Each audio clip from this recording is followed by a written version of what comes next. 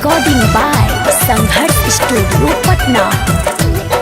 अभिले पलाई के पलंग नहीं हिलल, मन जोग हमरा मरद नहीं मिलल। अरे बाप रे सुना का अभिले पलाई के पलंग नहीं हिलल, मन जोग हमरा मरद नहीं मिलल। सुना हवे आइसर मशीन के हो हाफ जाई रे, हाफ जाई रे।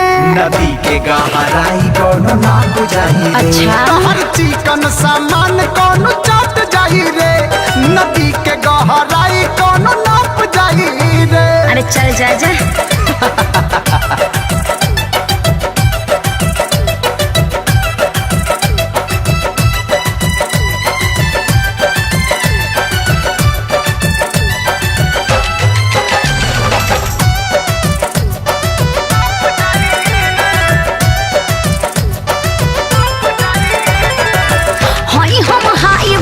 तेज वाले हवाले सटना के हो हमारा में हाले मोदी जी के ट्रांसफार्मर हका जान बुझा पहिला मुलाकात बात होखे दा, जान जइबू कवन जिला हो रात होखे खुली गेट होए भेट ता काप जाई रे, काप जाई रे। नदी के गहराई कोनो ना बुझाई रे। हर चिकन सामान कोनो चाट जाई रे, नदी के गहराई कोनो नाप जाई रे। चला म्यूजिक बाय संघर्ष स्टूडियो।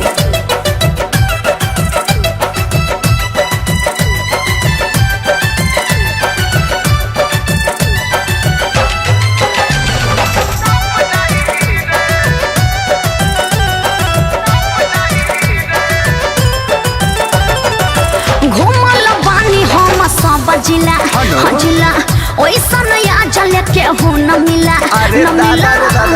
अरे बुझल कि ना बुझल तोहर धीरे धीरे ली सवाद गोरिया, जिला हवे औरंगाबाद गोरिया। क्या बुझाई के पवन चन दान के ता चाप जाई रे, चाप जाई रे। नदी के गहराई कोनो ना बुझाई रे। तोहर चिकन सामान कोनो चाट जाई रे, नदी के गहराई कोनो नाप जाई रे।